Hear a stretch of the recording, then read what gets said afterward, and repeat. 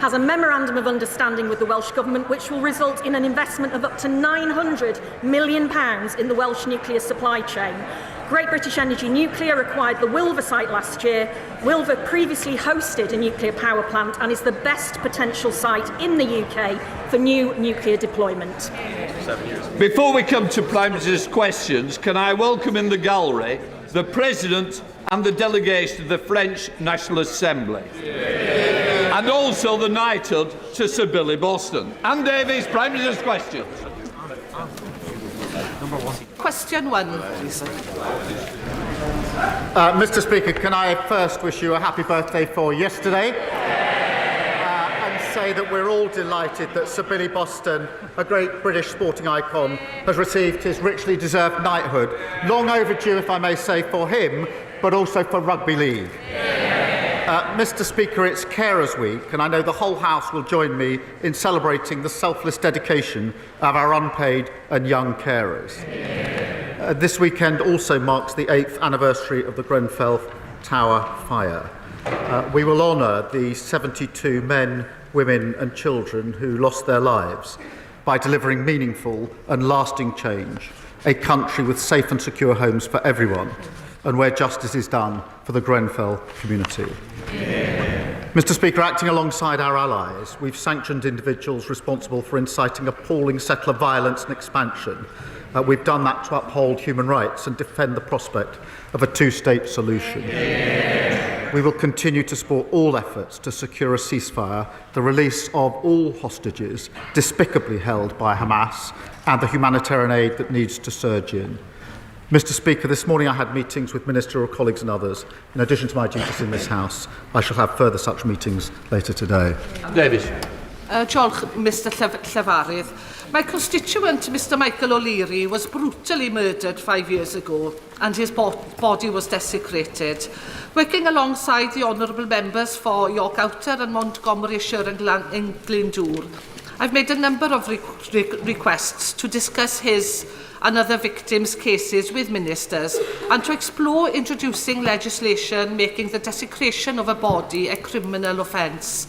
Would the Prime Minister meet with Mr O'Leary's family, along with other victims' families, including April Jones of Machynlleth and Sarah Everard and Helen McCourt, to hear why they are calling for a new criminal offence of desecrating a body to be introduced? Well, can I thank her for raising this horrific case and the other similar cases, and my thoughts, and I'm sure the thoughts of the whole House, are with Michael's family and all those affected by such vile crimes. I think we all need to listen to what they have to say. I know she's been working with the Honourable Friend for York Outer on this issue, and I pay tribute to her and all of those that are working so hard on this issue, and I'm sure the Justice Minister will be in touch at the first opportunity to take this forward, and I thank her again for raising a really important issue. Simon Offer. Thank you, Mr Speaker. Prime Minister, in Gloucestershire, after 14 years, waiting lists for both physical and mental health are finally falling. So last week I hosted a round table with young people and heard how music and arts programmes like the fantastic Gloucestershire Music Works are transforming mental health outcomes. I also chaired a panel on comedy on prescription in South by Southwest with Lou Jackson and Jonathan Pye, utilising laughter to improve well-being and reduce waiting lists. So can I ask the Prime Minister to back our campaign in creative health and urge him to go further in reducing waiting lists for all patients? Thank you. Can I comment? He's got great expertise. He's worked for many years in the NHS as a GP, and I support the work that he's doing. Our plan for change has cut waiting lists, as he points out, by almost 5,000 in his local trust, and we're going further, including through state-of-the-art radiotherapy machines rolled out across the country, Mr Speaker. There's one going into his constituency, more scanners going to 27 other hospital trusts, including 2 hospitals in the constituency of the Leader of the Opposition. All made possible by the decisions that we've made, and I know she'll want to stand up and welcome that. Leader of the Opposition, Kemi Badenoch. Mr. Speaker, perhaps the Prime Minister knows something I don't know. There's only one hospital in my constituency. But Mr. Speaker,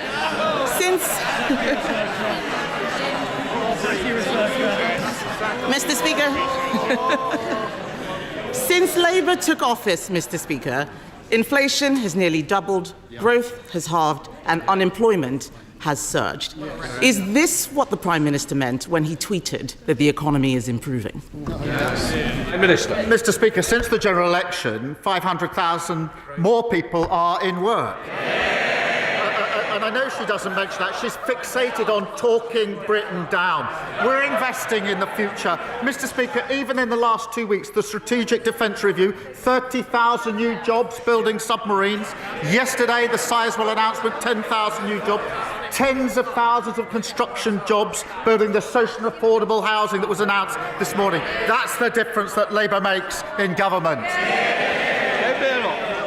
Mr. Speaker, he must be talking about a different economy. All of us in this House heard about unemployment increasing. Unemployment has increased every month since Labour took office. Last year, he said he was taking the winter fuel payment away to balance the books. But the books are not balanced. In fact, they are worse.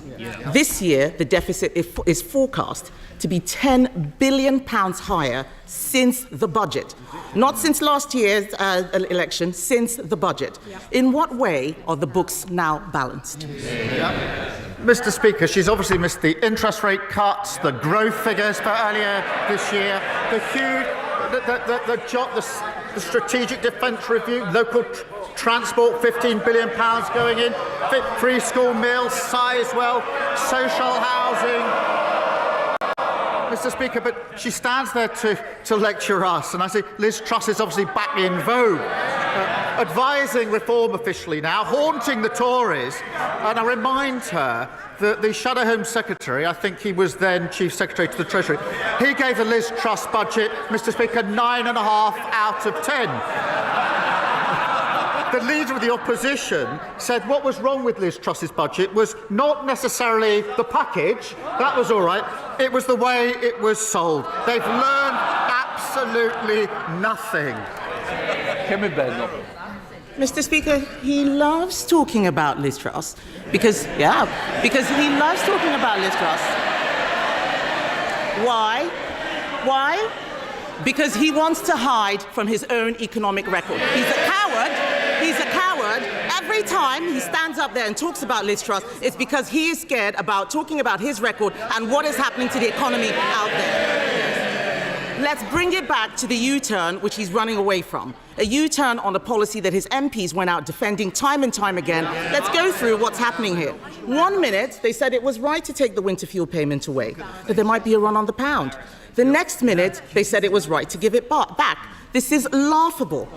He stands there all puffed up and self-righteous. Why can't the Prime Minister just admit that he made a mistake? Mr. Speaker, they left a £22 billion black hole that we had to fill, and that's why we took the right decisions. We've stabilised the economy. That's why we've seen 4 interest rate cuts.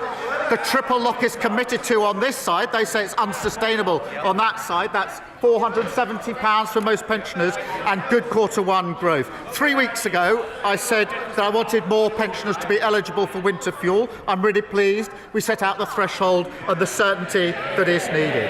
And she says I don't want to talk about my record. What about 3 trade deals, record investment, free school meals, breakfast clubs, social and affordable housing, defence review, Sizewell? We could go on all morning, Mr. Speaker, but we've got the Chancellor who's going to say even more in a minute. Mr. Speaker, I think she at the weekend said that she would be getting better in the role. She could start with apologising for the Liz Truss budget. That would be better. Mr. Speaker, I get better every week. He gets worse. Yes, he gets worse. Last week, Mr. Speaker. If you think that is a good look, it is a very bad look. And think twice before you try to shout somebody down in that way. Mr. Speaker, last week he had to get his lines from the Russian embassy. I think we all know that he is getting worse, and what he does not want to talk about is how he is going to make the economy better. That is what the people out there want to hear, and he's got no answers. His trade deals have unraveled. The Strategic Defence Review, everyone out there is asking where is the money coming from, and the fact is he doesn't know how to balance the books. The Chancellor says the winter fuel payment U-turn won't be funded through higher borrowing. So will the Prime Minister admit that it will be funded by putting everybody's taxes up? Prime Minister. Mr. Speaker, I think she let slip on the Matt Ford programme the other day that she rehearses her fury for PMQs. So a very good rehearsal this morning, I think. Mr. Speaker, she asked what we're doing. At the budget, we put record investment in our NHS and our public service.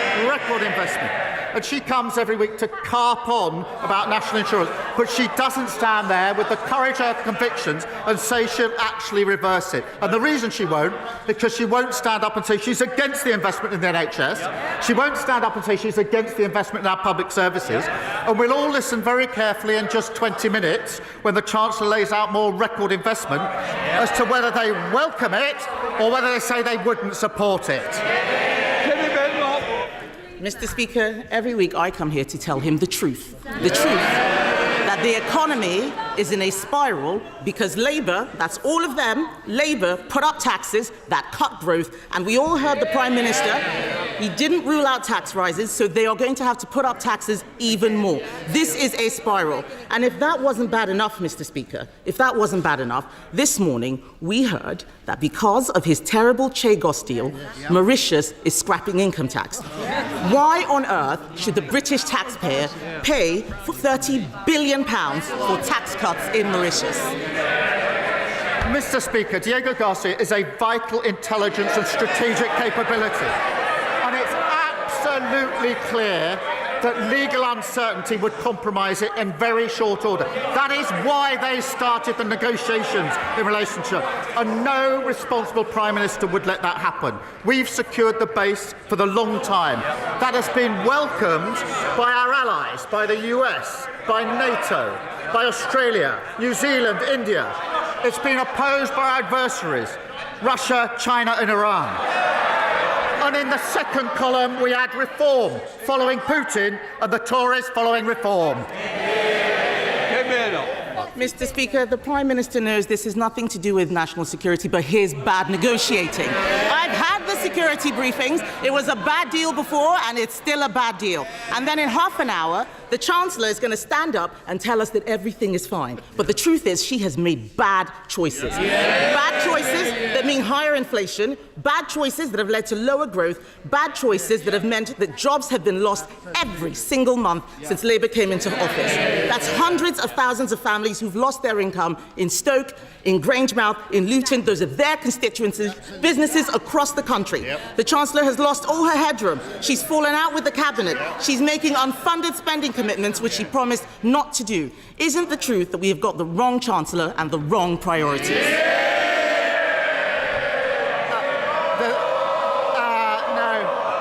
The wrong choice they made was making her Leader of the Opposition. Richard Bergen. Thank you, Mr. Speaker, and belated birthday greetings to you. Mr. Speaker, it's wrong for any Labour government. No Labour government should ever try to balance the books on the backs of disabled people. Yet in just a few weeks' time, that is what the Prime Minister will ask this House to do. Many of us will not be able to go along with that because it will mean that people who need assistance to cut up their food, to wash themselves, to dress themselves and to go to the toilet will lose the PIP they currently get. That's vital support. This week, the Prime Minister changed direction on winter fuel payment. Will he do the same in relation to this and now drop these disability benefit cuts? Mr. Speaker, it's very important we make the changes to our welfare system. It's not working. It needs reform. I think everybody agrees with that. It doesn't work for anyone. We will do so on a principled basis that those who can work should work. Those that want to work should be supported to do so, and that we must protect those with the most severe disabilities who will never be able to work. And we're doing that by ending reassessments and paying a new premium. Liberal Democrats, Sir Ed Davey. Thank you, Mr. Speaker. Can I join others in wishing you belated happy returns for yesterday? And can I welcome the government sanctions of ministers in the Netanyahu government, Ben-Gvir and Smotrich? The violence they've incited, the settler violence they've incited against innocent Palestinians on the West Bank is intolerable, and the government were right to act. And as it's Carers Week, Mr. Speaker, can I pay tribute to the millions of unpaid family carers across the country and recognise the challenges that they face? Mr. Speaker, the last Conservative government left our health service on its knees. We've heard reports that the NHS will get extra funding in the spending review. If it does, we will support that. But does the Prime Minister agree that no amount of money for the NHS will solve its crisis unless we also invest to fix care? So without preempting the Chancellor's statement, will the Prime Minister reassure me that both social care and family carers will get the priority they deserve in the spending review? Can I agree with him that the health crisis created by the previous government cannot be solved? They groan. That is exactly how the country feels about the last 14 years and the mess they made of everything. Yes, we do need to fix social care alongside the money that we're putting into the NHS. We're putting record amounts into the NHS. That's the right thing to do, and we're seeing the results. We promised 2 million extra appointments in the first year, of a Labour government. We've delivered 3 million, so there will be that extra funding. I would gently say to him, whilst he welcomes all the extra funding, he can't also at the same time simply say he's against any way of raising the money for the funding. There's an incompatibility there. Sir Ed Davey. Mr. Speaker, the Prime Minister knows he's got a fairer and better way of funding NHS investment, and I regret the fact that he didn't answer my question on care. But, Mr. Speaker, moving on, the Prime Minister is right to increase defence spending, and later we'll hear the difficult choices the Chancellor has had to make, partly to fund that defence expenditure. But there are £25 billion of frozen Russian assets in the UK right now. Billions that could be used to stop Putin's war machine and to boost Britain's defence industry even faster. So at the G7 this weekend, will the Prime Minister try to seek an agreement to seize those frozen Russian state assets and use them to support Ukraine? Well, as he knows, that is an issue that's being considered, but it is complicated, and there are a lot of countervailing factors that need to be carefully balanced in a decision that can be made. We are talking to allies about it, but I don't want to pretend to the House that there's an easy answer on this, because there isn't. Thank you, Mr. Speaker. More jobs, cheaper bills. That was our promise on net zero.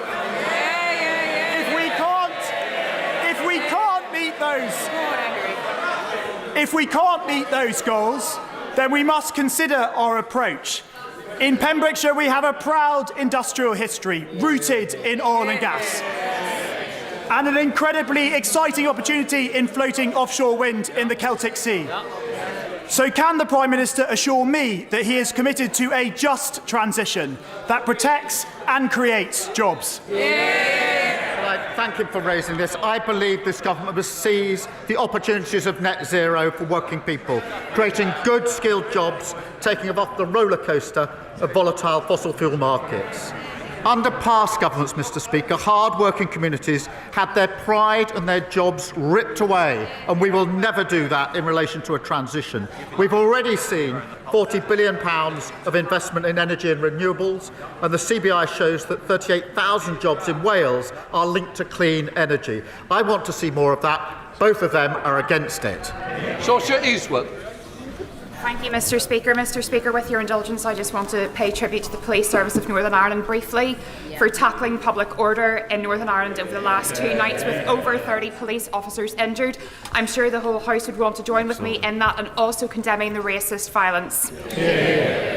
Mr. Speaker, whether it's the cardiac scandal at the RVH in Belfast, the cervical smear scandal in the Southern Trust, the COVID-bereaved families, or the crash of Chinook Zulu Delta 576, all of which has impacted my constituents in Lagan Valley. The common thread here is that families simply wanted the truth. but they were let down by institutions at every cut and turn.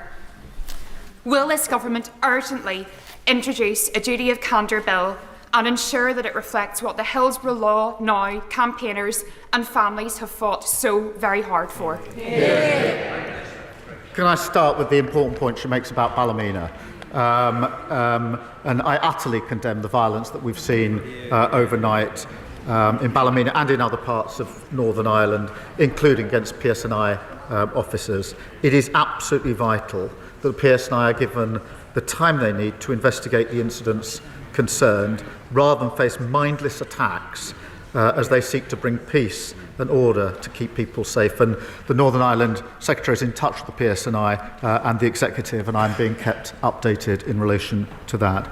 In relation to the tragic cases that she raises, firstly, I thank her for raising them, and it is important that we have a legal duty of candour. We will be introducing that because, as she says, there must be the truth here based on all people being dealt with on the basis of dignity, fairness and accountability. Thank you. Yasmin Qureshi. Thank you, Mr. Speaker. In the words of the former Israeli Prime Minister, what we are witnessing in Gaza is indiscriminate, limitless, cruel and criminal killing of civilians. More than 50,000 people have been killed. Children have been shot while queuing for bread. A growing number of genocide scholars, including leading Israeli academics, believe that a genocide is taking place. Under international law, we have a duty to prevent genocide. I served on the UN mission in Kosovo. We acted to stop mass killing there. What is the difference now? Will the Prime Minister please intervene immediately to alleviate human suffering and take steps to recognise the state of Palestine?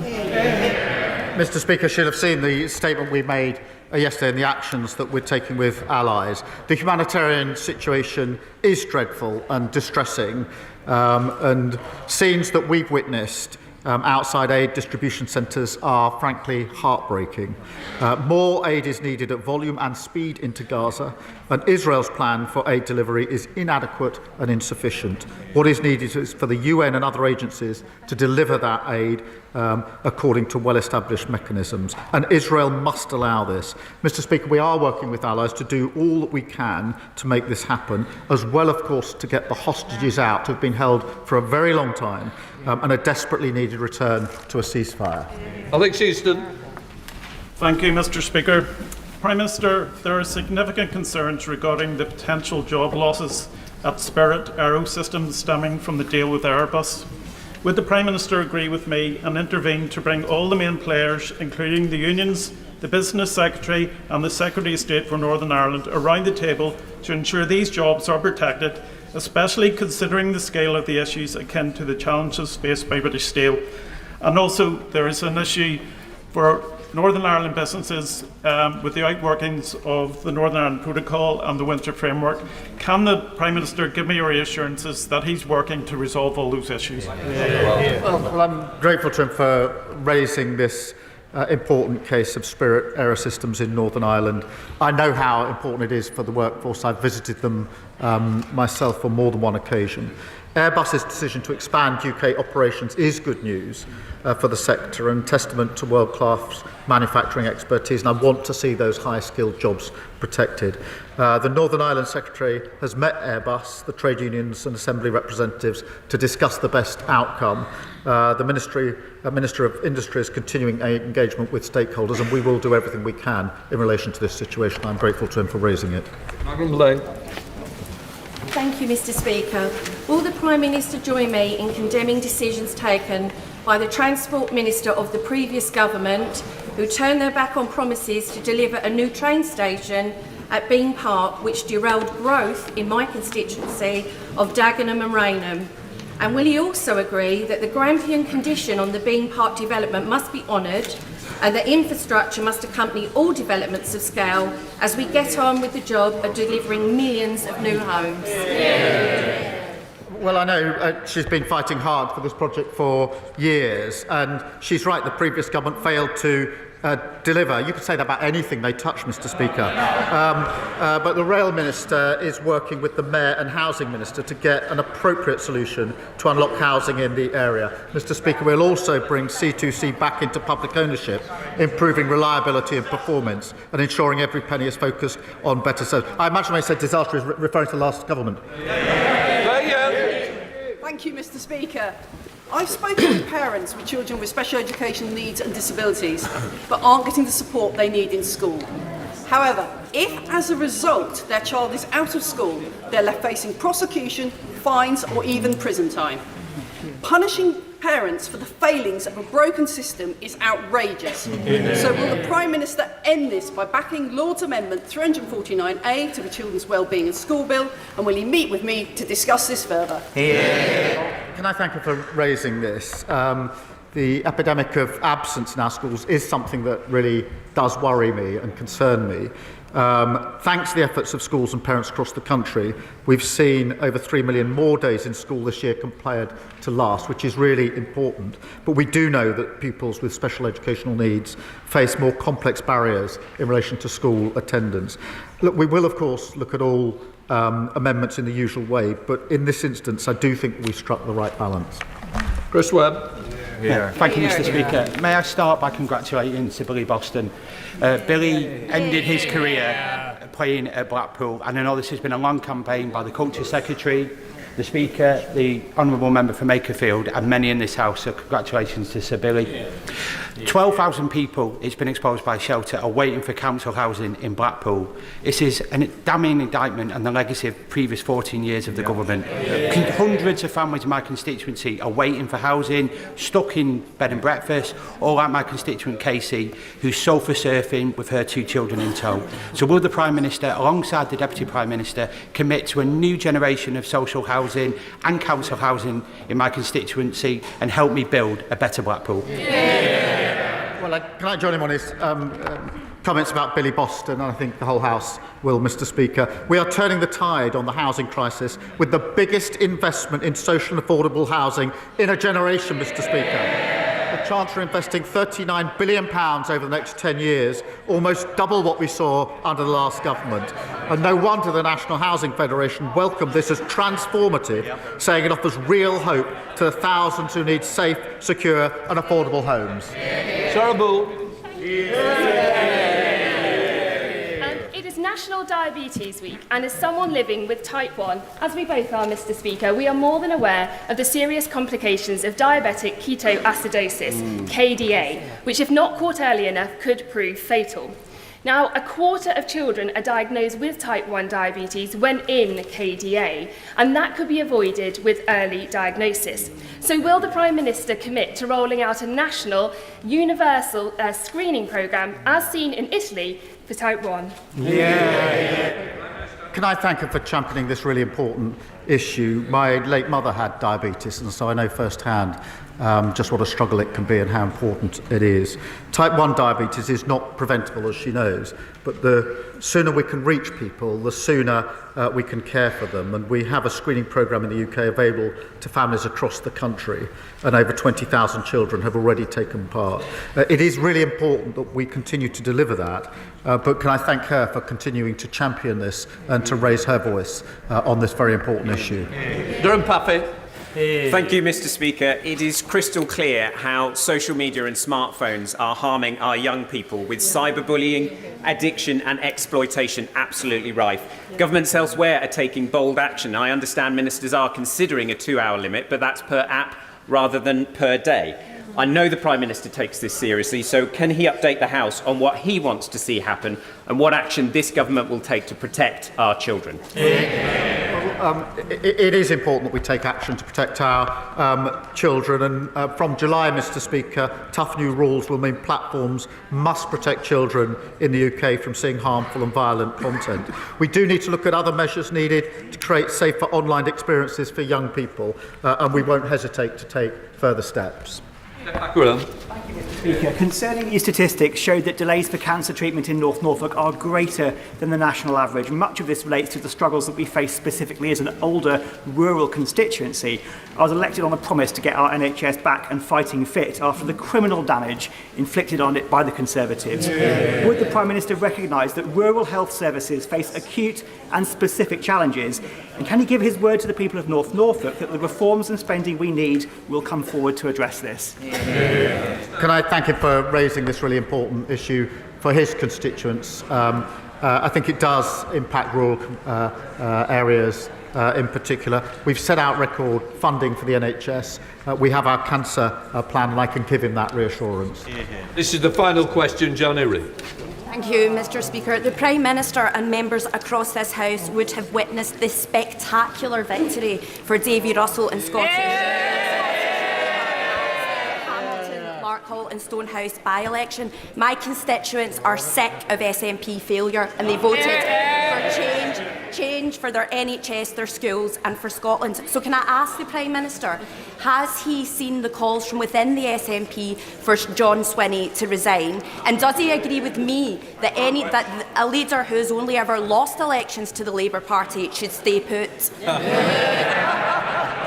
Well, can I pay tribute to her for the role that she and others played in seeing Davy Russell elected? He will be a dedicated champion for her and her constituents. And after nearly 2 decades in power, the SNP got their verdict last Thursday. Scotland wants change, and they know the SNP are completely out of ideas. That's why they want a Labour government to deliver real change. Right, that completes Prime Minister's questions. We now come. I call the Chancellor of the Exchequer to make a statement. Rachel Reeves.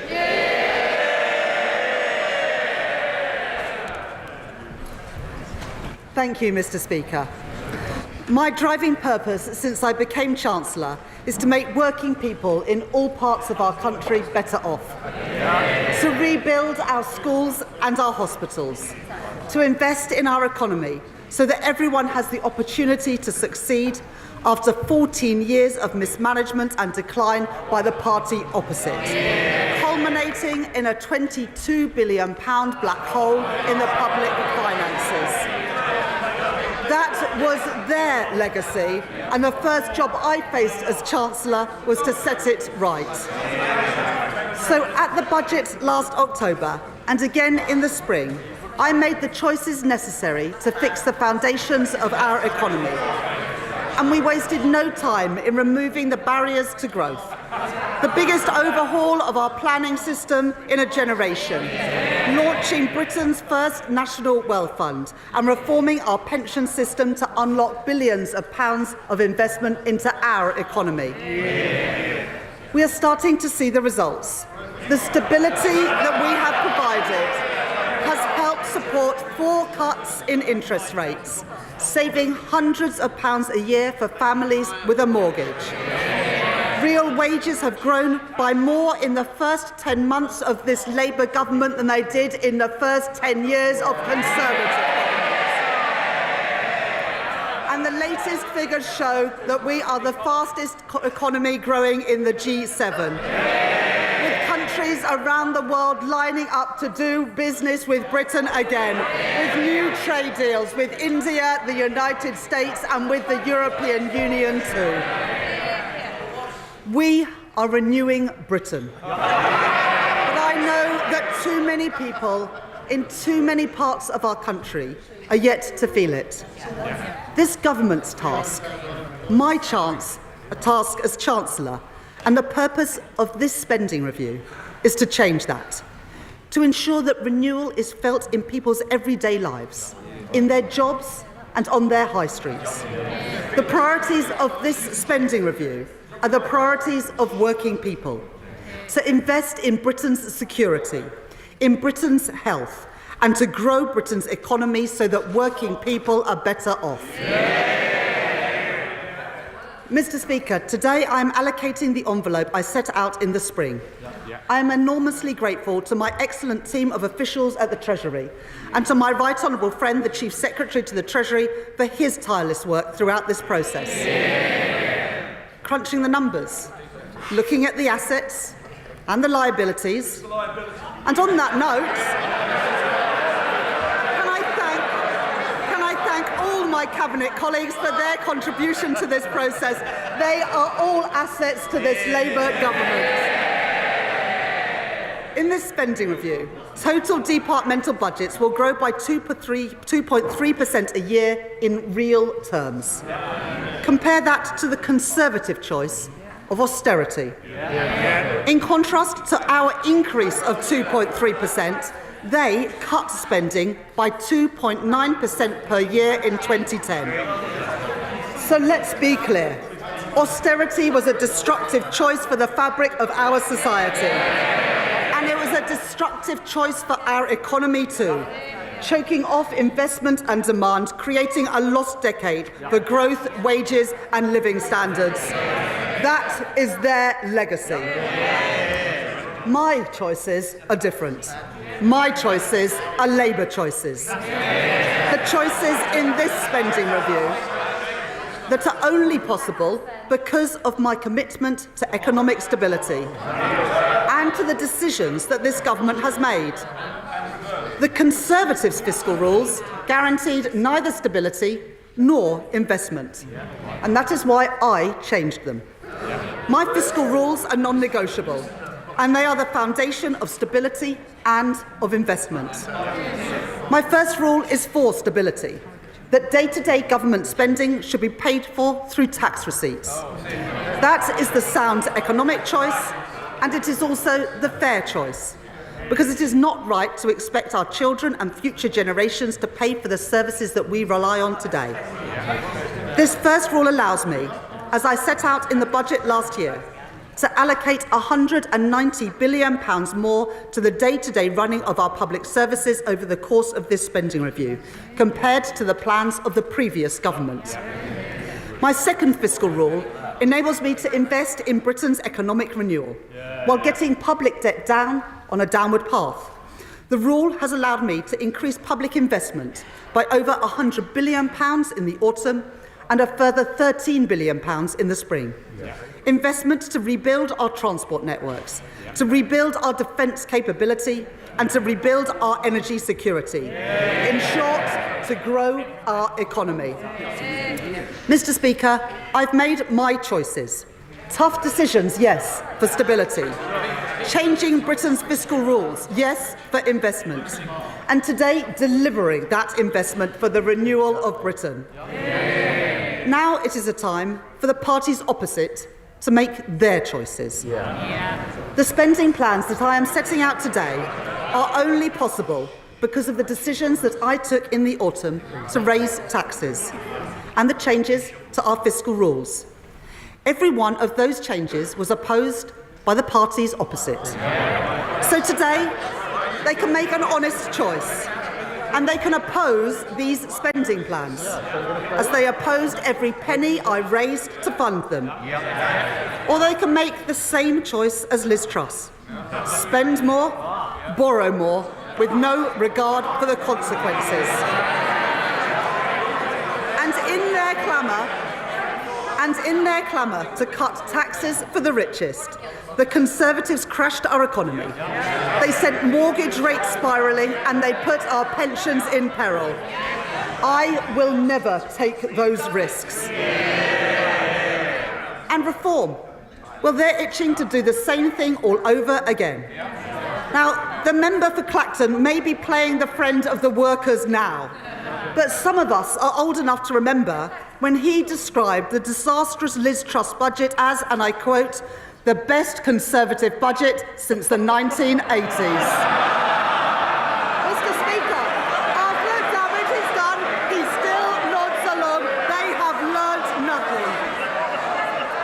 And his party have been in Parliament for less than a year, and yet they have already racked up £80 billion of unfunded commitments. They are simply not serious. Mr. Speaker, every day it becomes clearer. It is Labour, and only Labour, that has a credible plan for the renewal of Britain. As I said in my spring statement, the world is changing before our eyes. And since the spring, the challenges that we face have become even more acute. The signs of our age of insecurity are everywhere. So we are acting on the promise in our plan to change, building renewal on foundations of national security, border security and economic security. As the Prime Minister said earlier this month, a new era in the threats that we face demands a new era for defence and security.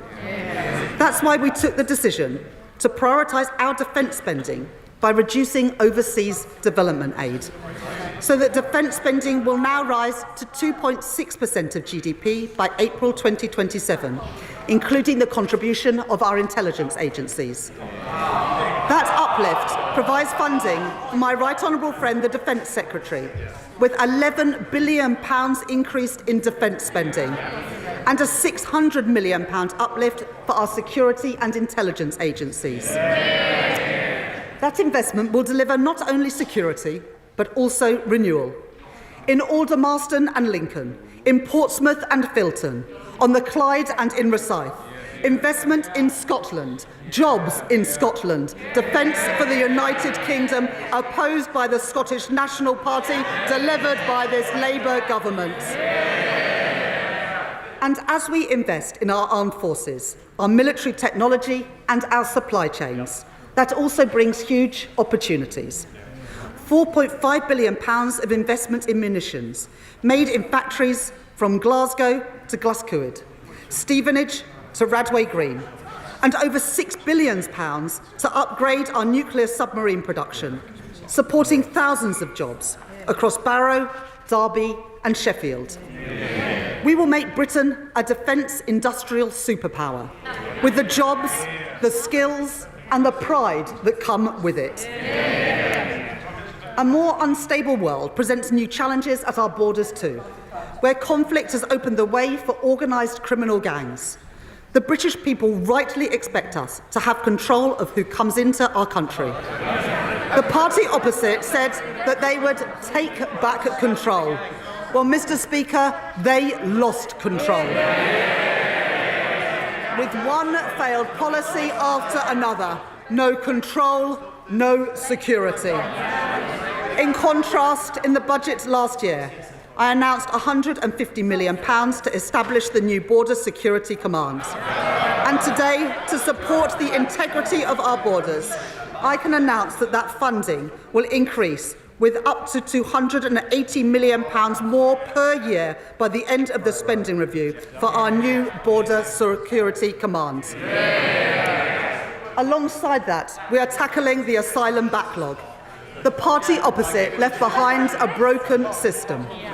Billions of pounds of taxpayers' money spent on housing asylum seekers in hotels, leaving people in limbo and shunting the cost of failure onto local communities. We won't let that stand. So I can confirm today that, led by the work of my Right Honourable friend, the Home Secretary, we will be ending the costly use of hotels to house asylum seekers in this Parliament.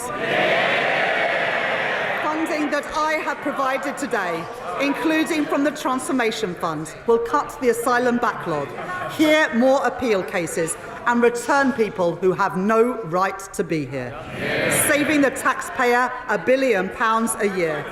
That is my choice, Mr. Speaker. That is the Labour choice. That is the choice of the British people. And, Mr. Speaker, if we want national security in a dangerous world, that does not stop at the strength of our armed forces or at our border. I have long spoken about what I call securonomics, the basic insight that in an age of insecurity,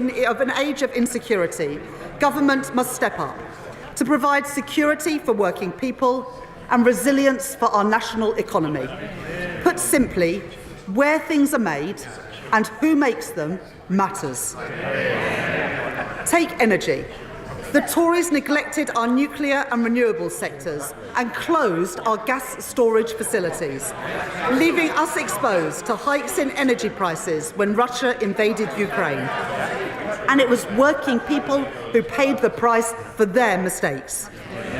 On this side of the House, we understand that energy security is national security. And so because it is the right choice for bills, the right choice for jobs and the right choice for growth, this government is investing in the biggest rollout of nuclear power for half a century. A £30 billion sizewell to our nuclear-powered future. Yesterday, my right honourable friend, the Energy Secretary, and I announced £14 billion for Sizewell C, producing the energy to power 6 million homes, supporting more than 10,000 jobs, including 1,500 apprentices, to build the nuclear workforce of tomorrow. And, Mr. Speaker, that's not all. We are investing over £2.5 billion in a new small modular reactor programme. Our preferred partner is Rolls-Royce, a great British company based in Derby. This investment is just one step towards our ambition for a full fleet of small modular reactors, as well as providing a route for private sector-led advanced modular reactor projects to be deployed across the UK.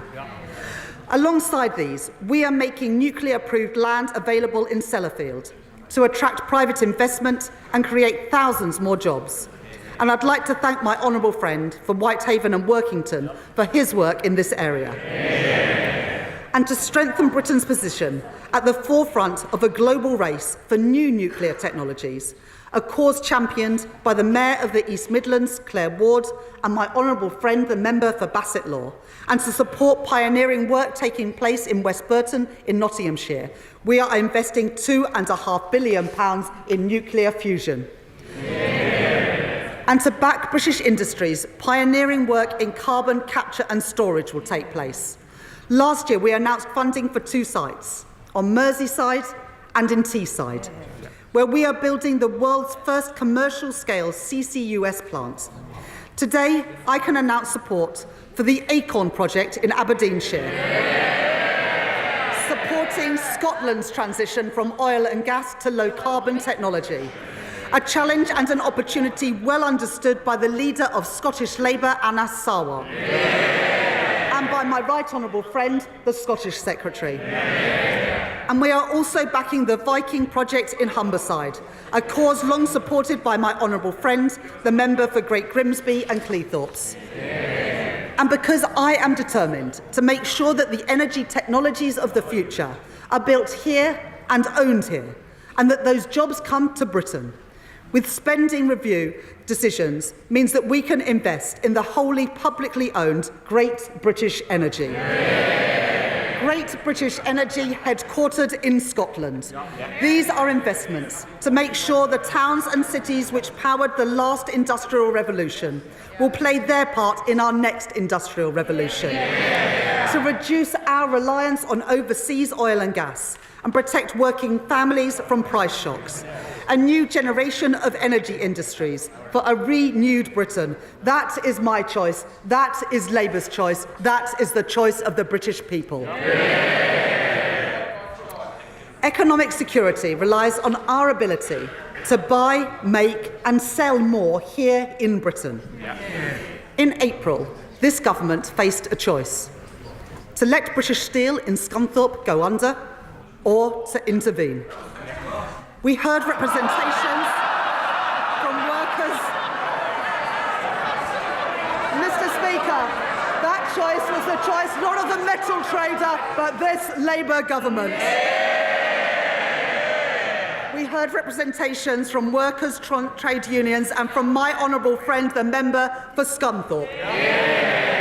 My right honourable friend, the Business Secretary, and I were not prepared to tolerate a situation in which Britain's steel capacity was fatally undermined. We were not prepared to see another working-class community lose the pride, lose the prosperity, lose the dignity that industry provides. So we did intervene to save British steel and the jobs that come with it, and I am proud of that decision. And this government will invest in Scunthorpe's long-term future and the future of steelworks across our great country, and in a vote of confidence in our homegrown steel. Heathrow Airport, where we are backing London by backing a third runway, has signed the UK Steel Charter, a multi-billion-pound airport expansion, backed by Labour, built with British steel. And as we build our train and tram lines, our military hardware and our new power stations, that will mean orders for steel made in Britain. In Sheffield Forgemasters, where we are investing in nuclear-grade steel, and in Port Talbot, where this spending review confirms the £500 million grant to Tata Steel. A future for British-made steel, and a proud future for Britain's steel communities. Things built to last, built here in Britain. That is my choice. That is Labour's choice. That is the choice of the British people. This Labour government is backing British business. There will be more to come in the weeks ahead with our 10-year infrastructure strategy and our modern industrial strategy too. A plan drawn up in partnership with businesses and trade unions. And when I speak to business people and entrepreneurs about what they need to succeed, they say they need the chance to innovate. They need access to finance. They need a deep pool of talent. We have heard that message, and so today we are taking action. First, innovation, a great British strength. Our universities are world-leading, and we are proud of them. We want our high-tech industries in Britain today to continue to lead the world in the years to come, in car production, in aerospace, and in life sciences. So we are backing our innovators, backing our researchers, and backing our entrepreneurs, with R&D funding rising to a record high of £22 billion per year by the end of the spending review.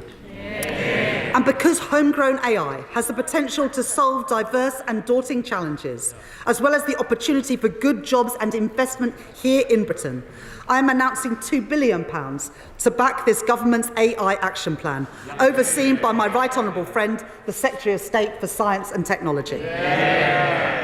And second, to champion those small businesses seeking access to finance as they look to grow, I am increasing the financial firepower of the British Business Bank, a two-thirds increase in its investments, increasing its overall financial capacity to £25.6 billion, to help pioneering businesses start up and to scale up, backing Britain's entrepreneurs, backing Britain's wealth creators. And third, as we invest, if we are to thrive in the industries of the future, we must give our young people the skills that they need to contribute to our national success.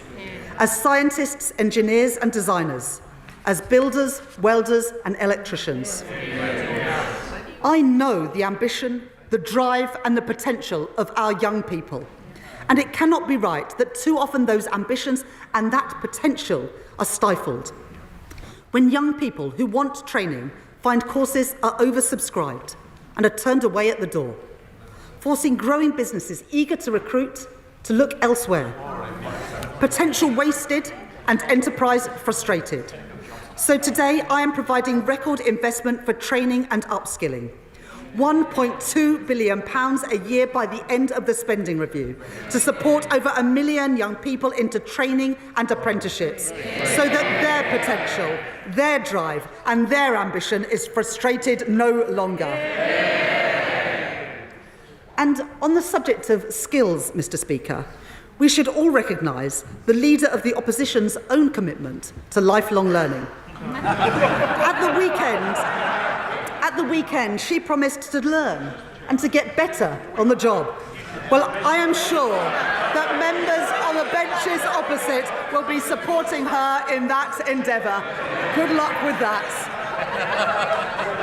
As we build a strong and secure and resilient economy, working people must feel the benefits. That starts with the security of a proper home. Our planning reforms have opened up the opportunity to build. Now we must act to make the most of those opportunities. And a plan to match the scale of the housing crisis must include social housing. Neglected for too many decades, but not by this Labour government. And so, led by my right honourable friend, the Deputy Prime Minister, we are taking action.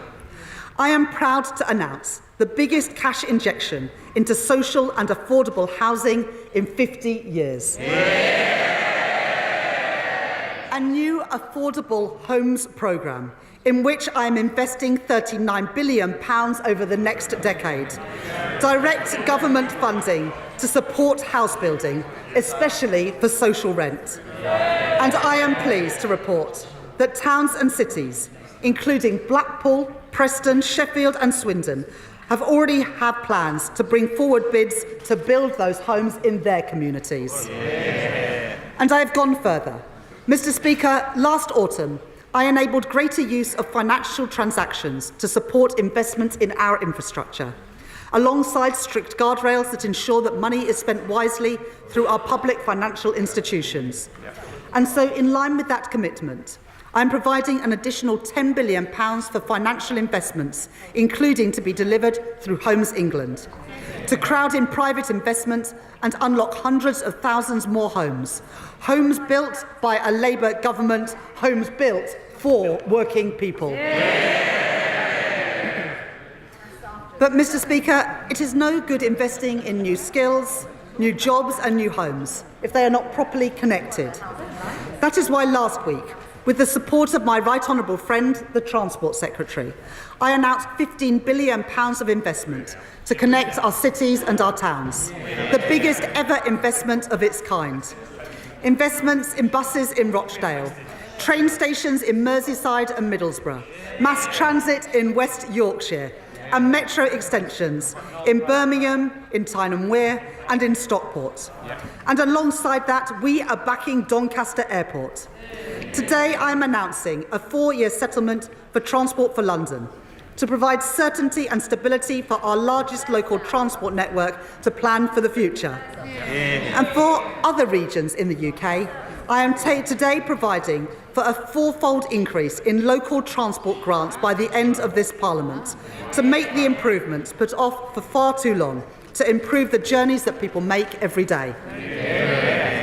And to unlock the potential of all parts of Britain, we are going further, investing in major rail projects to connect our towns and cities. In October, I announced funding for the Transpennine route upgrade, the backbone of rail travel in the north, linking York and Leeds and Manchester, with a quarter of that route expected to be electrified by this summer. I know the commitment of my honourable friends, the members for Huddersfield, York Outer and Colne Valley to this issue. And today I can announce a further £3.5 billion of investment for that route. But my ambition and the ambition of people across the north is greater still. And so, in the coming weeks, I will set out this government's plan to take forward our ambitions for Northern Powerhouse Rail.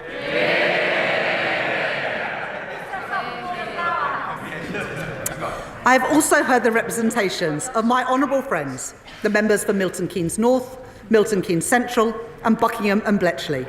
And I can tell the House today to connect Oxford and Cambridge and to back Milton Keynes' leading tech sector, I am providing a further £2.5 billion for the continued delivery of East-West Rail. And on a matter I know is of great importance to my honourable friends, the members for Lichfield, Birmingham Northfield and Birmingham Erdington, I can announce today that I am providing funding for the Midlands Rail Hub, the region's biggest and most ambitious rail improvement scheme for generations, strengthening connections from Birmingham across the West Midlands and into Wales too.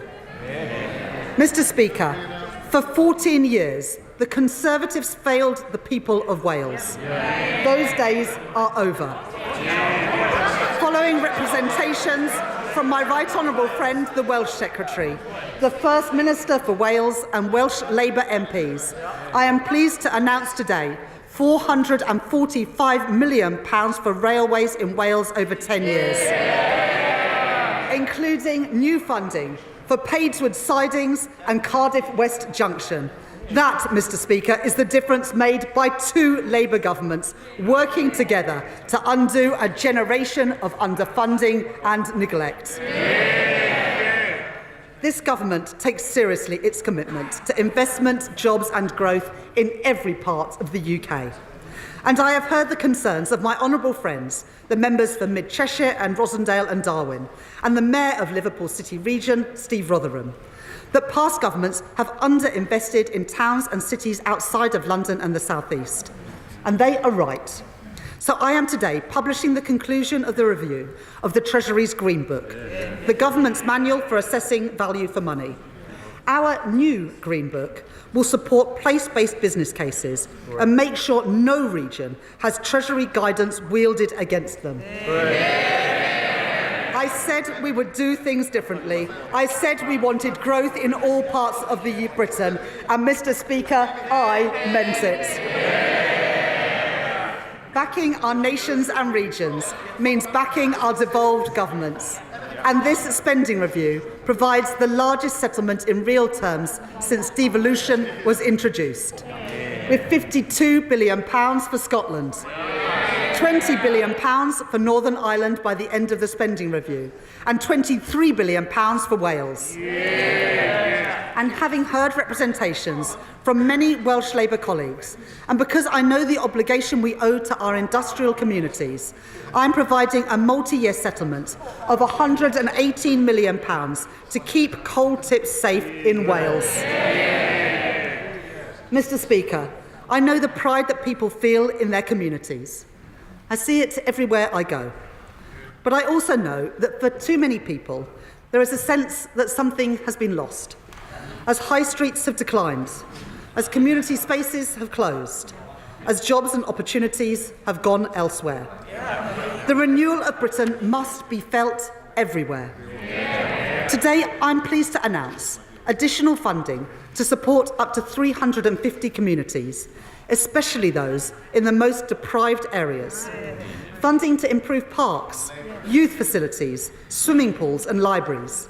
Supporting councils' fight back against graffiti and fly tipping, including in Blackpool South, in Stockport, in Stoke Central, in Swindon North, and in Newcastle upon Tyne East and Wallsend. And there's more. Job creation and community assets are vital to our growth mission. But too often, regeneration projects are held back, gathering dust in bureaucratic limbo. We are changing that. We will establish a growth mission fund to expedite local projects that are important for growth. Projects like Southport Pier, an iconic symbol of coastal heritage which has stood empty since 2022. Kilcody's seafront and High Street, where investment would create jobs and new business opportunities. And plans for Peterborough's new sports quarter to drive activity and community cohesion. Because people deserve a government which shares their ambition for their communities, to deliver renewal, to deliver growth, to deliver opportunity. And that is what you get with a Labour government. If people are to feel pride in their community, enjoyed their public spaces and spend time on their high streets, they must feel safe when they do so. Safe in the knowledge that when people break the law, they feel the full force of the law.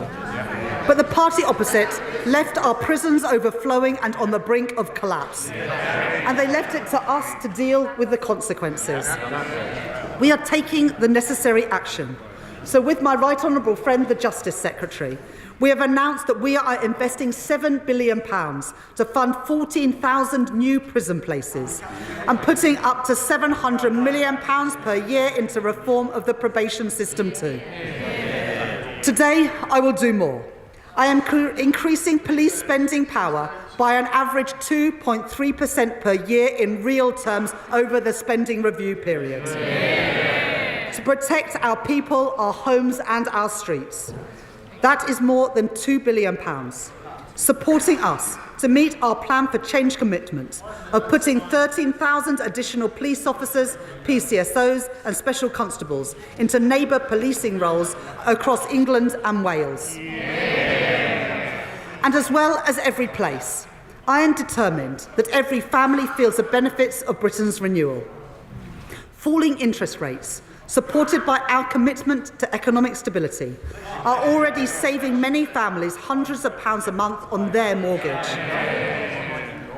I have accepted pay review body recommendations for pay in our armed forces, for our nurses, our teachers and our prison officers, giving public sector workers the fair pay rises that they deserve.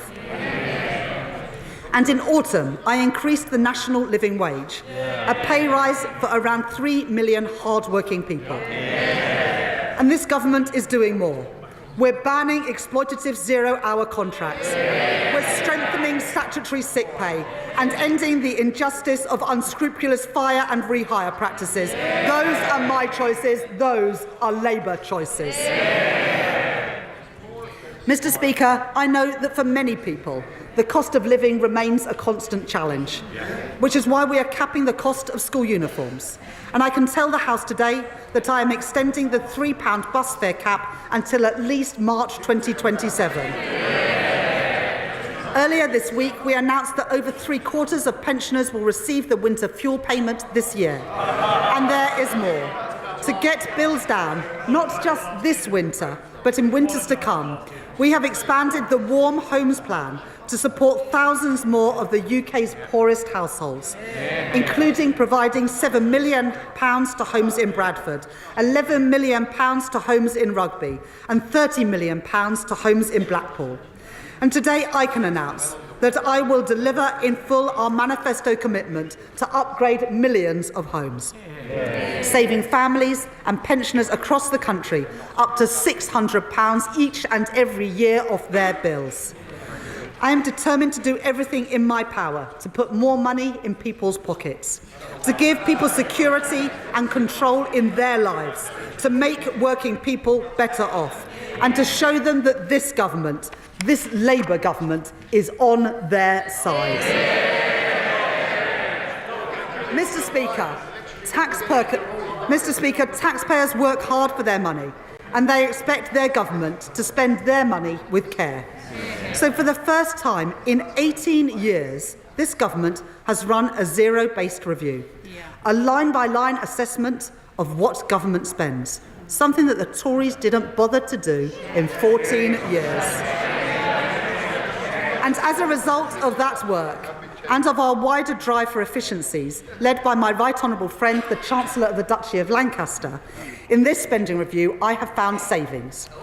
From the closure and sale of government buildings and land, cutting back office costs and reducing consultancy spend, all which the previous government failed to do.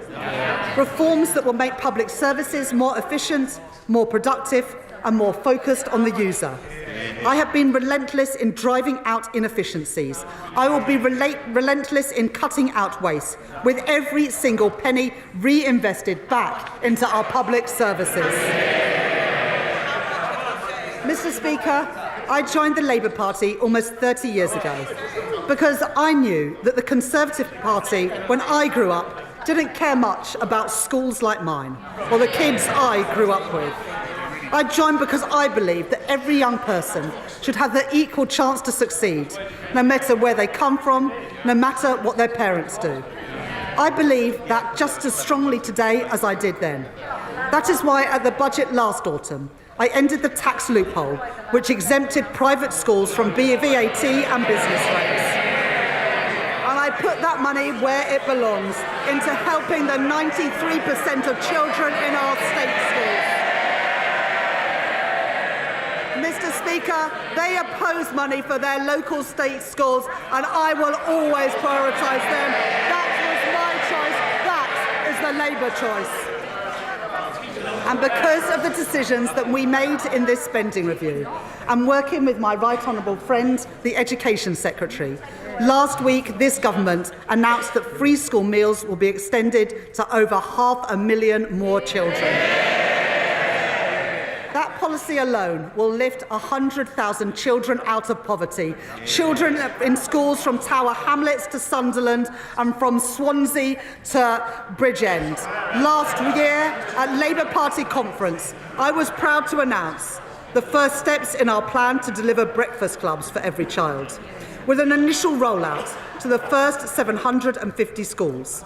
And we will continue with that national rollout as part of our manifesto commitment, so that no child goes hungry and every child can have the best chance to thrive and succeed. And because I know that a good start in life does not just start at school, I can also announce £370 million for school-based nurseries to put us firmly on track to meet our MAP plan for change commitment for a record number of children being school-ready. And for children's social care, to break the dangerous cycle of late intervention and low-quality care, I am providing £555 million of transformation funding over the spending review period, so that children do not go needlessly into care when they could stay at home. And for children where state intervention is necessary, better care and better outcomes. And last week I was pleased to announce, with my right honourable friend, the Culture Secretary, that more than £130 million from the Dormant Assets Scheme with the financial services sector will be allocated to fund facilities for our young people, to give every child the chance to take part in music, sport and in drama, to fund libraries in our schools, so that the confidence and the opportunity that those resources open up are no longer the preserve of the privileged few. Those are my choices. They are Labour choices, and they are the choices of the British people. Overall, I am providing a cash uplift of over £4.5 billion a year for additional funding in the core schools budget by the end of the spending review, backing our teachers and backing our kids. Mr. Speaker, people who went to ordinary comprehensives in the 80s and 90s are all too familiar with the experience of being taught in temporary classrooms. And the previous Conservative government oversaw another generation of kids herded into cold and damp buildings as school roofs literally crumbled. It wasn't acceptable when I was at school, and it isn't acceptable now. So I am providing investment rising to nearly £2.3 billion per year to fix our crumbling classrooms. In addition, £2.4 billion per year to continue our programme to rebuild 500 schools, including Chase Community School in Enfield, Woodkirk Academy in Leeds and Budmouth Academy in Weymouth. Investing in our young people, investing in Britain's future, investing in opportunity for all. That is Labour's choice. Finally, Mr. Speaker, let me turn to the... I knew that, Chair. Let me turn to our National Health Service. It's our most treasured public service. And people rightly expect an NHS that is there when they need it. An ambulance that comes when they call one. A GP appointment available when they need one. A scan that is performed when they are referred for one. I am hugely grateful to our nurses, our doctors, our paramedics and other healthcare professionals for everything that they do. If we want a strong economy where working people can fulfil their potential, then we must have a strong NHS. Not as the Reform Party have called for, an insurance-based system. We believe in a publicly funded National Health Service free at the point of use. Now, perhaps the member for Clacton should spend some more time focusing on the priorities of the British people and less time in the Westminster Arms. Although, Mr. Speaker, after this week, perhaps the two-chairman pub might be a better fit. At the budget, I took the decisions necessary to provide an immediate injection of funding to get the NHS back on its feet.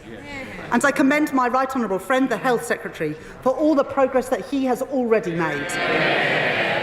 In less than a year, this government has recruited 1,700 new GPs, delivered 3.5 million extra appointments, and cut waiting lists by more than 200,000.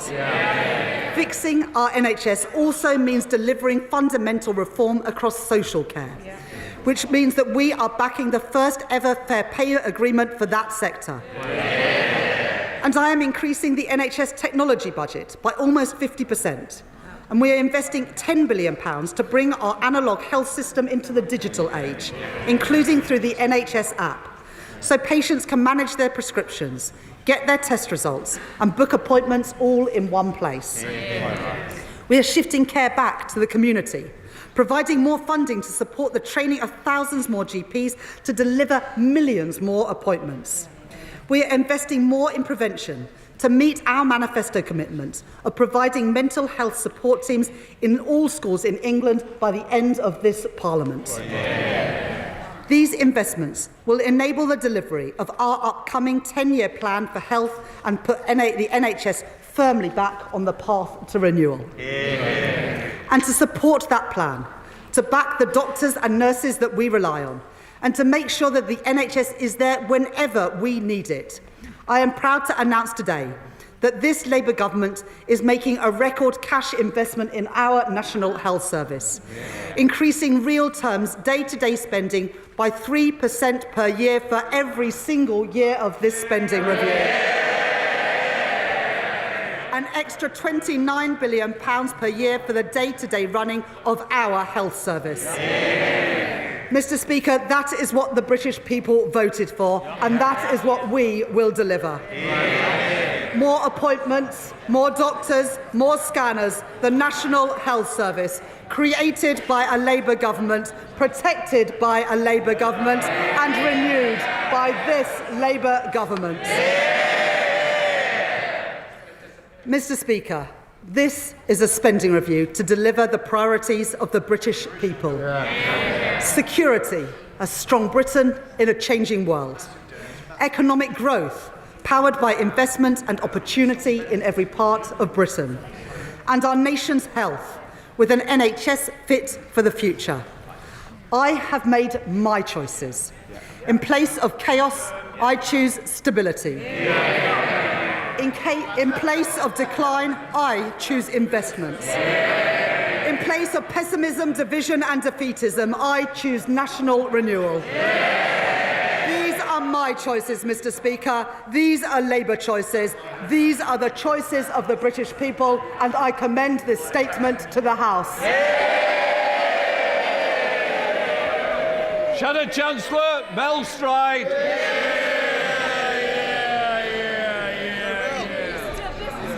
Mr. Speaker, this spending review is not worth the paper that it is written on. Because the Chancellor has completely lost control. This is the spend now, tax later review. Because the Right Honourable Lady knows she will need to come back here in the autumn with yet more taxes. And a cruel summer of speculation awaits.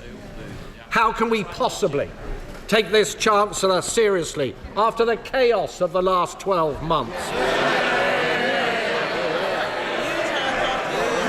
We were assured, Mr. Speaker, we were assured at the election that Labour's plans involved barely any additional spending or borrowing. Now the Chancellor parades her largesse. Hundreds of billions in additional spending over this Parliament. The initial profile for that spending was, of course, significantly front-loaded, but the Chancellor now expects us to believe that she will let spending rise by only 1.2% a year. There is no chance whatsoever of that happening.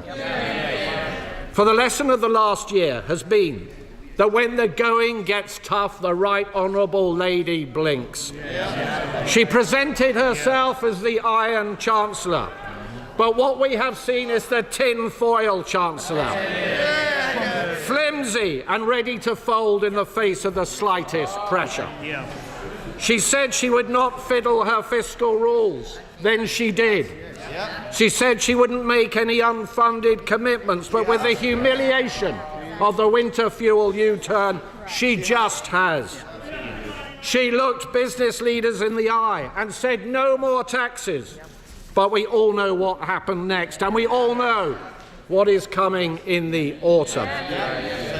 Her own backbenchers, her cabinet colleagues, Labour's trade union paymasters, even the Prime Minister himself, they have all seen that she is weak. And they can smell the blood. They will be back for more, Mr. Speaker, and they will get it. These spending plans are a fantasy.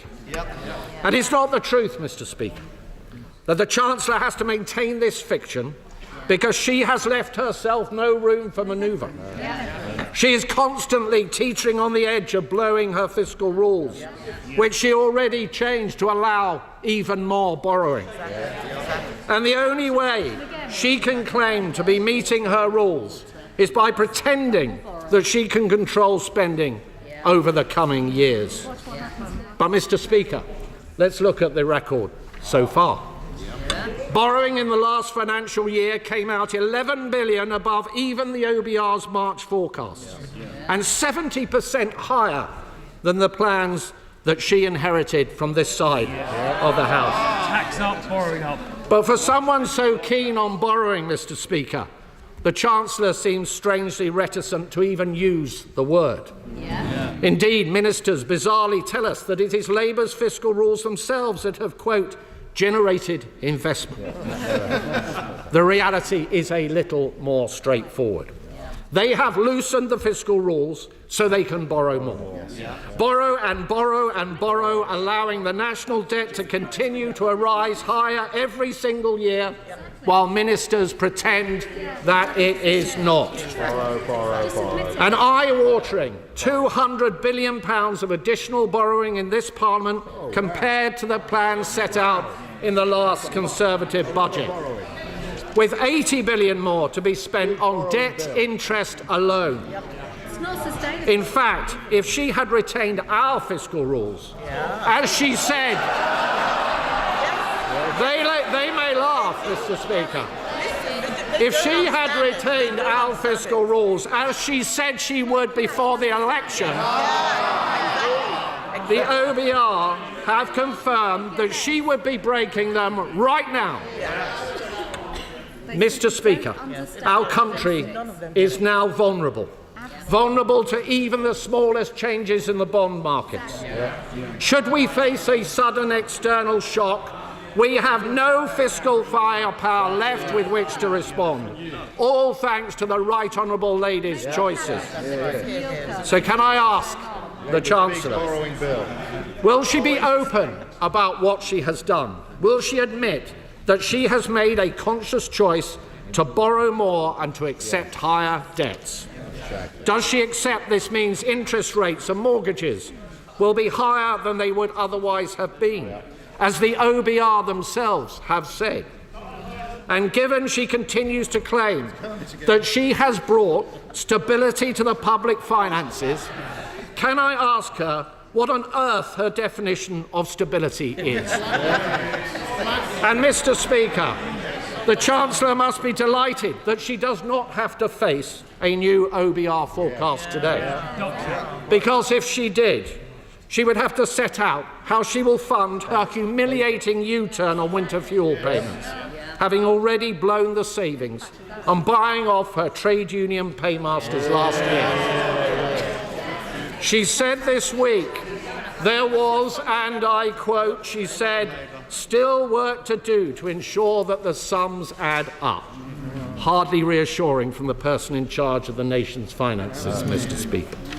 You don't need to have worked at the Bank of England for a decade to know that that pitiful utterance is unlikely to soothe the markets. So can the Chancellor confirm categorically that there will be no additional borrowing to pay for this chaotic reversal? And if this is the case, can she explain how on earth it can be paid for without raising taxes?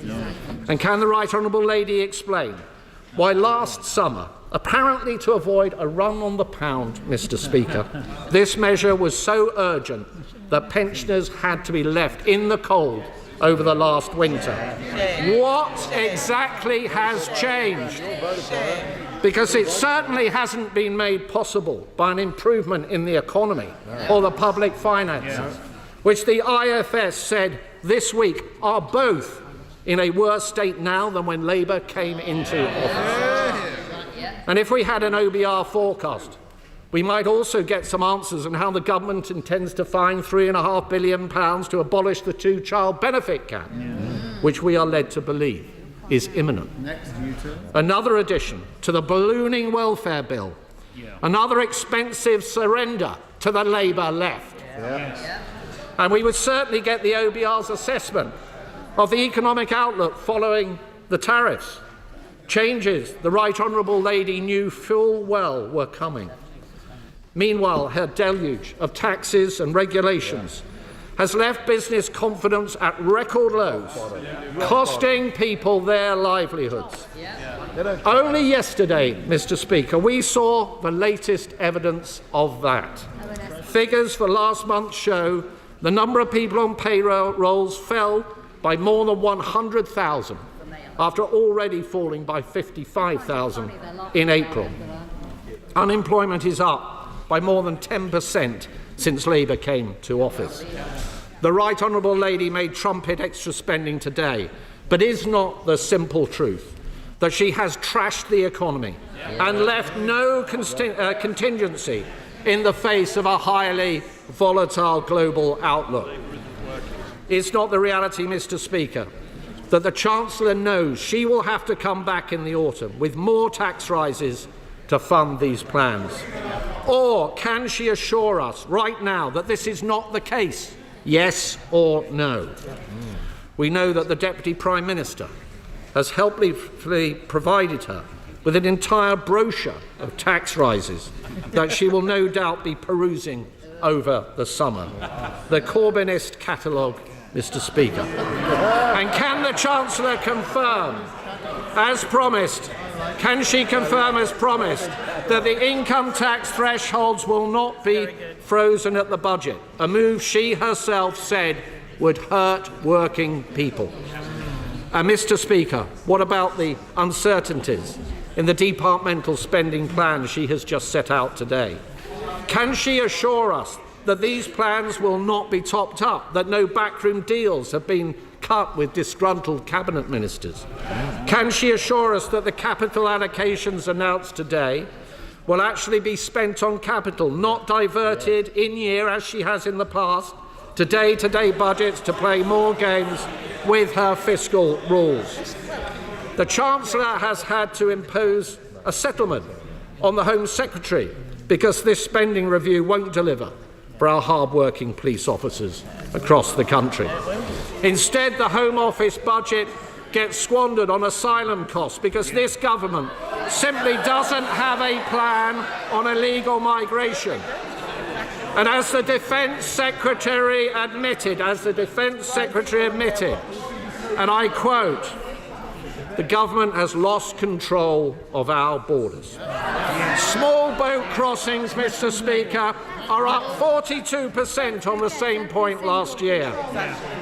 On energy, at a time when businesses up and down the country are struggling with high energy costs, the Chancellor has chosen today to fund the Energy Secretary's vanity projects like GB Energy. Where is he? And while we welcome the announcements on expanding nuclear capacity, the scale of ambition is a downgrade on the commitments made previously on this side of the House. Mr. Speaker, the party opposite barely mentioned farming in their manifesto. And now we know why. It's not enough to have hit the farmers in our country with a family farm tax. Today, what we see in black and white is a choice to make further cuts to the vital grants on which many farmers rely. A huge betrayal of our farming communities, and something which many of her MPs in rural areas will have to go back to their constituencies later this week to explain. And on defence, we will always welcome any additional investment in our armed forces and capability. But there isn't any. There isn't. Though I note, Madam Deputy Speaker, nothing was said about when 3% will be achieved. No squeak. All we heard was that in the intelligence service spending was to be included in defence spending to flatter the numbers. We left the party opposite a fully funded plan, which they didn't over for a year. But now, What we get is the Chancellor's own black hole on defence spending, the lack of a timeline on when we will achieve the 3%.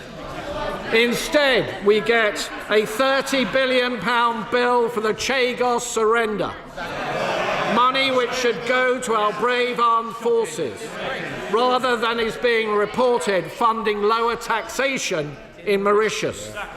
The first tax cuts for which this Chancellor has ever been responsible are in Mauritius. Mr. Speaker, we would have made different choices. We would not have killed growth with huge tax rises and new regulations. We would not have talked down our economy and the great businesses up and down our country. We would be focusing on efficiency and productivity in the public sector and not handing out pay rises with no strings attached. And we would be getting a grip on welfare. Labour cancelled our plans for fundamental reform to health and disability benefits that would have seen 450,000 fewer people on long-term sickness benefits. That is a disgrace. And instead of proper reforms to PIP, their own plans are a rushed cost-cutting exercise, so rushed they even had to change them after they had announced them. And their own backbenchers are in full revolt. Yet again, they talk tough, but there is no substance. The Right Honourable Lady has no grip. She has no clue.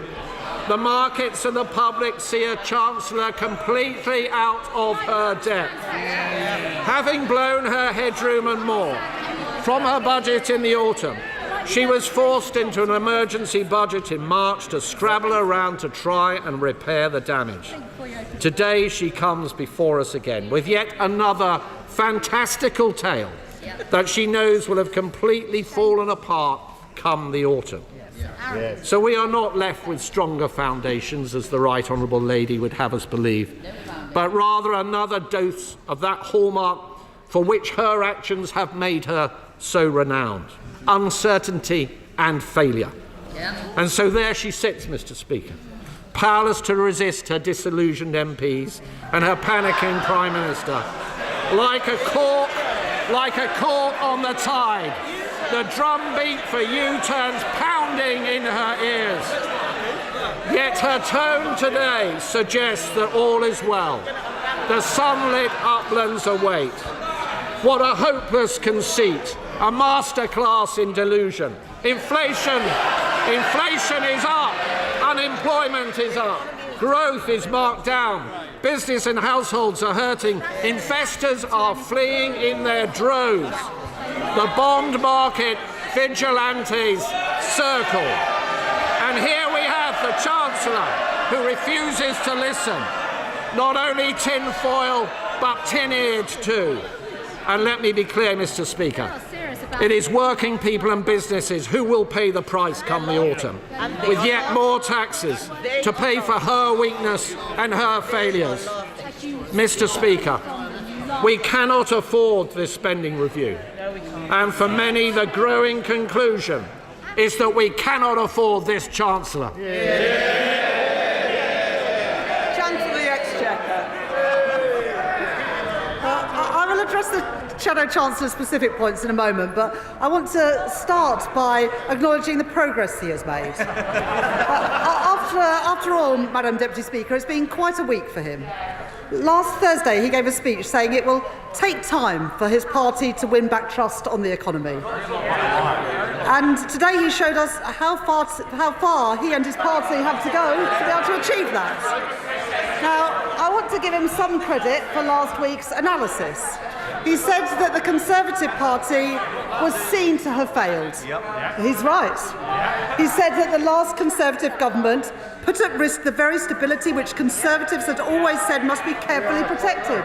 Madam Deputy Speaker, I agree with him. And he said that on his party's... Chancellor, I need to be able to hear, and I'm sure our constituents would also want to hear. Chancellor, He said that the credibility of the UK's economic framework was undermined by spending billions with no proper plan for how it would be paid for. Mr. Speaker, I couldn't have put it better myself.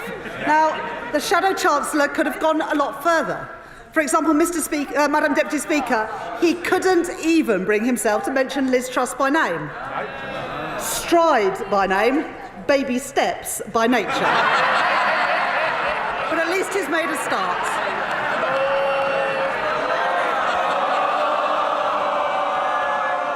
He also spoke about, and I quote, the death of what we might call the age of thoughtfulness.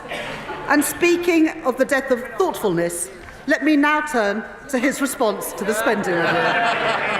Now, the Shadow Chancellor welcomed our nuclear investment of £30 billion, but he said it's not enough. He welcomed our defence investment of £11 billion, but he said it was not enough. He and his party opposed the decisions that this government has taken to make those announcements possible by voting against the budget in October last year. Madam Deputy Speaker, you can't spend the money if you won't raise the money. Now that's a lesson from Liz Truss that he has already forgotten. He complained about the level of investment that I've announced, ignoring the fact that the reason this investment is so important is because his party oversaw 14 years of cratering investment, stagnating wages and public service collapse. So let me remind him of what I said, Madam Deputy Speaker. The Tories' fiscal rules guaranteed neither stability nor investment, and that is why I changed them, so that we can get stability and we can get investment. All their fiscal rules enabled was them to crash the economy, and the working people of Britain will never forgive them for doing that. So the party opposite set themselves against investment in the renewal of Britain. They set themselves against NHS investment, free school meals, investment in skills, investment in carbon capture and storage, investment in transport in our towns and in our cities, investment in everything that we've set out today. And yet the British people voted for them. And the honourable gentleman says, the right honourable gentleman says that the Home Office budget involves an increase in asylum costs. It doesn't. Asylum costs are coming down under this Labour government because we are deporting more people and getting them out of hotels. He says that we're cutting police spending, we're increasing it by 2.3% in real terms a year. And, Madam Deputy Speaker, we've had no apology. No apology for the damage that they did to our economy or to our public services. In the last 11 months, interest rates have been cut 4 times. GDP was the fastest growing of all G7 economies in the first quarter of this year. Business confidence is rising. 500,000 more people are in work. Record investment has been made in Britain. Real wages have increased more in 10 months than they did in 10 years of the Conservative government. The national living wage has increased, giving 3 million working people a pay rise. And we've done all of this without increasing taxes on working people. Those are the choices that we have made. That is the difference that we are making. And in the spending review today, we set out the spending that we announced in the budget last year and in the spring statement. Not a penny more, not a penny less. I said in the budget and in the spring statement that public services must now live within the means that we have set, and we have achieved that. There will be a budget later this year, and in that budget we will set out in the round all of the fiscal plans. But we have already drawn a line under the Tory mismanagement with tax rises last year, and we will never have to repeat a budget like that again, because we will never have to clean up after the mess that the party opposite made again. Now, the reason that this Labour government has spent its first year fixing the foundations of our economy and stabilising our public finances is because it is what we had to do. The government of which the Shadow Chancellor was a part of left an unenviable legacy, which is why his party is, in his own words, in a difficult place. Now, we've made our choices. Removing barriers to growth, barriers untouched by the party when they were in office for 14 years. Strengthening Britain's security, the biggest real terms increase in defence spending since the end of the Cold War, something that they did not do when they had 14 years in office. Bringing our health service in the 21st century after neglect by the party opposite in their 15 years in office. Investing in Britain's renewal to repair the damage done by the party opposite in their 14 years in office. And Madam Deputy Speaker, in stark contrast to the Conservatives' 14 years of chaos, waste and decline, we are delivering on the priorities of the British people. Chair of the Select Committee, Dame Meg Hillier. Thank you, Madam Deputy Speaker, and I congratulate my right honourable friend for delivering this spending review, the first zero-based review in a very long time. And I think it's absolutely vital that as the taxpayer, the citizen, are looking very carefully at their spending in the cost of living crisis, that government does that too. And we look forward to having the Chief Secretary to the Treasury in front of the Select Committee in 2 weeks' time to look at this in more detail. I particularly notice from the figures that she has made a good fist of ensuring that government departments have more than under the Conservatives in very many cases. And I very much welcome her work on delivering on child poverty and tackling that scourge on our society. I do note, however, in the brief glimpse I've had at the figures, that for the Department of Housing, Communities and Local Government, there is a smaller increase than there would have been, and there is this £39 billion over a decade for affordable social housing. Those children living in poverty also have the poverty of situation in many cases. So could she expand on how she's going to see that money with her, the Deputy Prime Minister deliver to provide that social housing that so many of those children in poverty desperately need? Chancellor.